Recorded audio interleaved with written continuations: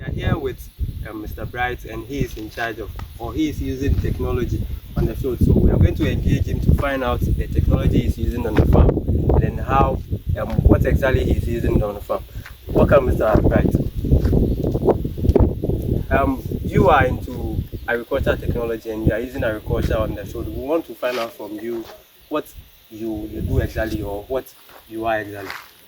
Okay, so my name is Bright and I am with AiScareCrow Technologies. So we are into precision agriculture. Basically, we use drones to apply services for farmers to help them increase costs and also reduce their labor costs.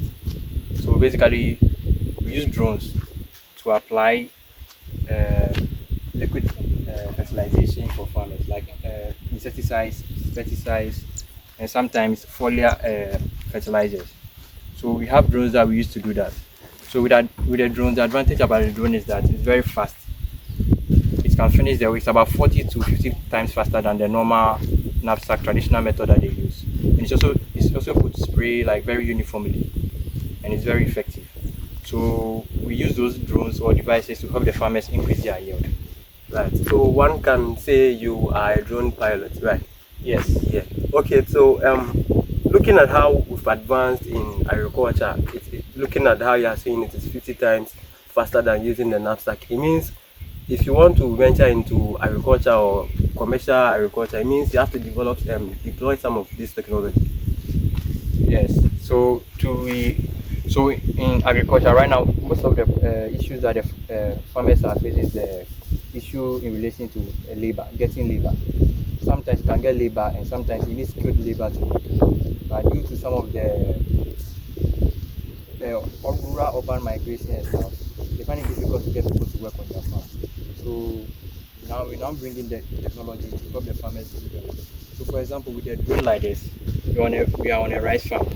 The drone alone can solve about 50% of the farmer's labor issue. The drone can do complete weedicide, it can do selective weedicide, it can do fertilizer application, both solid and liquid. So with that in mind, about 50% of the farmers' issue in relation to labor is solved.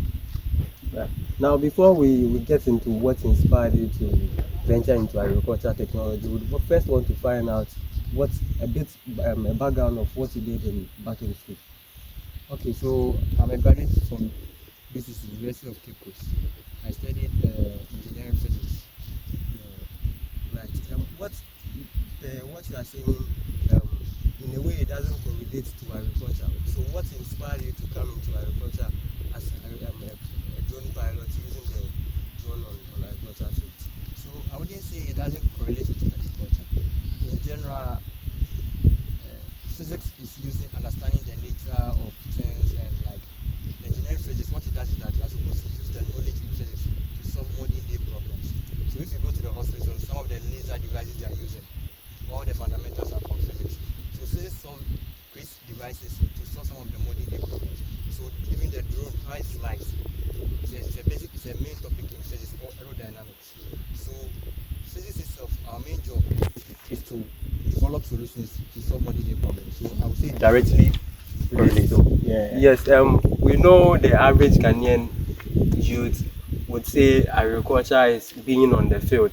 You get it. So that was what exactly inspired asking that question. So it means that regardless of your background, when it comes to what you are studying in school, you can still fuse agriculture in and then be on the field or wherever you are and still do agriculture. Sure, of course. You don't necessarily have to be having an engineering background or physics. Even if you're an art student, common cons, anyone can learn, provided you just make up your mind.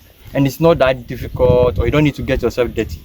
So one advantage about the drone is that you see, with the normal traditional method of spraying, you have to be close. In the process of spraying, some of the chemicals gets into your body, and the chemicals, after some time, they cause like carcinogenic cells in your system, which later can get cancer. Sometimes some people even die over the years. Sure. But with the drone, you can send it as far away, like 100 meters, and you'll be far away. So once you are spraying, there's no contact between the chemicals and you, so you are safe. So just like I'm saying, you don't necessarily have to be engineering background or anything. Like anybody can learn it. Anybody. Yeah. Sure. We know your youths of your age are watching us from different places. you being a physics student and now being on the field as agriculture technologist using the drone, what message would you send across, or what message would you put out there for your fellow colleagues who are watching us? Okay, so what I'll tell my fellow colleagues is that I know generally in the country we have a mindset that agriculture is difficult, it's a dirty job, and all those things. I myself, before I started, I didn't know much, but after some time, I can tell you that one of the most profitable ventures in the world is agriculture. For example, these drones that we use, provided you market yourself well and you get the enough customers, I can tell you, you make, before the year will end, you make even times 5 or times 10 what a banker makes in the financial sector. I'm not joking about it. I know what I'm talking about. And you don't even need to get yourself dirty on it. The machine will do everything for you. The only thing you have to get to know is that you have to know how to operate it, maintain it, and repair it, which are all skills which are available if you are ready to learn. There are people who will teach you. Right.